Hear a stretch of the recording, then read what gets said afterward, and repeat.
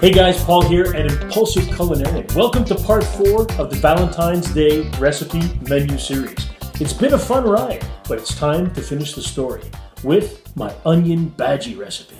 Onion bhajis are the essential side dish to all of the Indian recipes that I've been talking about in the past few weeks. They're just so delicious. What a great soul food. Not the healthiest thing on the planet, as they are fried in oil, but they're just so tasty. And the spices, here's the ingredients that you're going to need. Get yourself 1 1/4 cups of corn flour, 1 cup of water, 2 tablespoons of fresh coriander, 1 tablespoon of cumin seeds, 1 teaspoon of paprika, 1 teaspoon of turmeric, 1 teaspoon of garam masala, 1 teaspoon of kosher salt, and 3 medium to large yellow onions, which you're going to thinly slice, and 2 or 3 cups of oil for frying. Oh, I can't wait to enjoy these onion bhajis. Let's go make some. I have been looking forward to the onion bhaji episode, all right? I won't lie. It is an absolutely essential complement to any good Indian menu, especially when you're talking about Valentine's Day. I hope you'll check out the other videos, guys, in this 4-part series. It's certainly one of our favorite things to prepare Indian food in our house.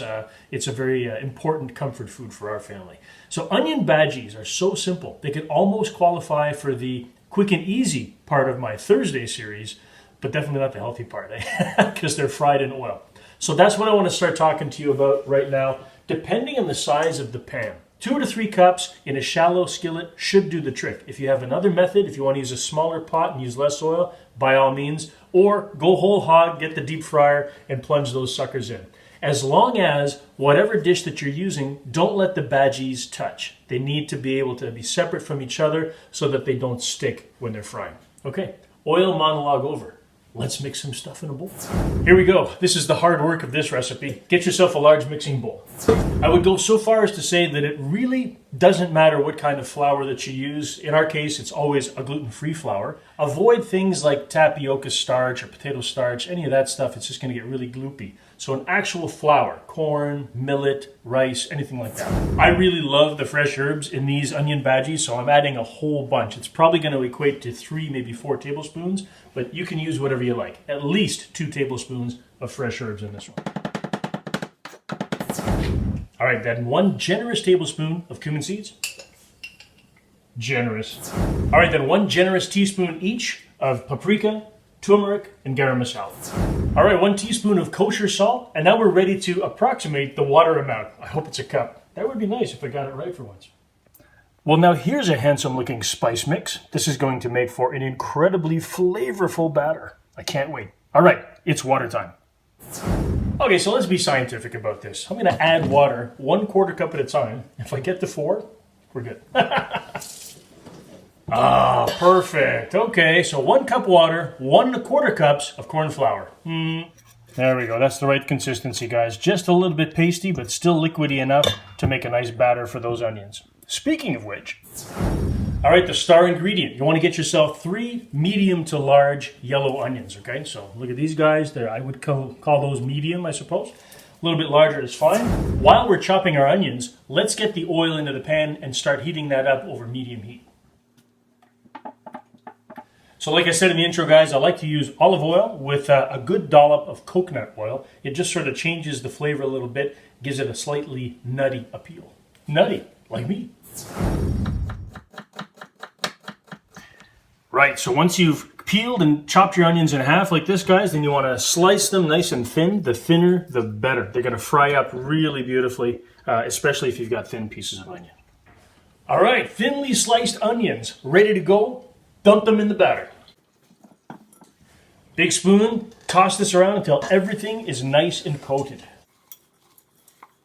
This is going to be delicious. Big plate to receive the final product. Line it with a bunch of paper towel just to absorb that excess grease. All right, so I think my oil is heated up sufficiently. Now, I know it's at the right temperature just from my gut, but I'm going to measure it with an instant read just to let you know what temperature is good. All right, so the instant read thermometer tells me it's at 325 and rising. That's perfect. Around 350 is a good temperature for frying pretty much anything. Any more than that, you're starting to get into the danger zone. So keep it on that medium setting, you should be fine.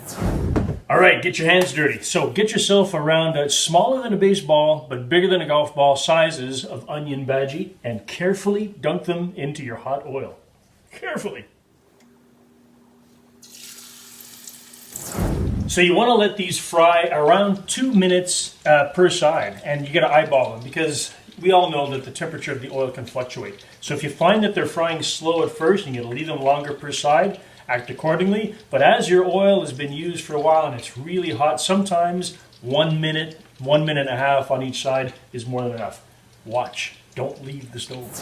How do you like the dynamic lighting of the Impulsive Culinarian Kitchen? Eh?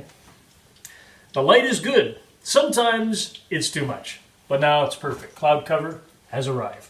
Just in time for onion bhajis. All right, so take a fork and look underneath, and just to make sure when they start to get a nice golden brown, then you want to gently flip them over. All right, so be careful. Go slow.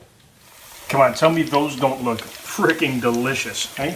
That's fantastic. Onion bhajis. So around 2 minutes as ordered on the first side, and they're still going nicely, and let them finish up. And as soon as they're done, pop them on my paper towel. You smell those toasted cumin seeds? Guys, this is completely addictive. Cook them when there's no one around, because when you turn your back, they're gone. Oh my goodness! Yeah, I didn't eat any. Wow, that took everything I had. So there you go, guys. A beautiful batch of delicious cumin seed laced onion bhajis. So as the sun sets on the Impulsive Culinarian Kitchen, so does it on my 4-part Valentine's Day menu series. It's kind of sad, but I'm looking forward to finding out how incredible your Valentine's Day was if you're making one or all of these delicious Indian recipes. I hope you try them out, guys. So guys, if you've enjoyed this video, be sure to smash that subscribe button and hit the little bell notification icon as well, because I wouldn't want you to miss any of the Impulsive Culinarian video craziness that's going to be coming down the line in the weeks to follow. Join me every Thursday night for my quick and easy healthy recipe menu series, as well as every Saturday with a brand new feature gluten-free, dairy-free recipe video. And every Wednesday, guys, I'm popping open a brand new vintage, almost always a red, but I'm getting into a couple of interesting whites that I would love to share with you. So please join me for a drink on Wines Day, right here live from the Impulsive Culinarian Kitchen, live on YouTube, on Facebook, and Twitter and Periscope. I see you in the next video, guys. Hey, nothing says Happy Valentine's Day like a delicious onion bhaji. Come on.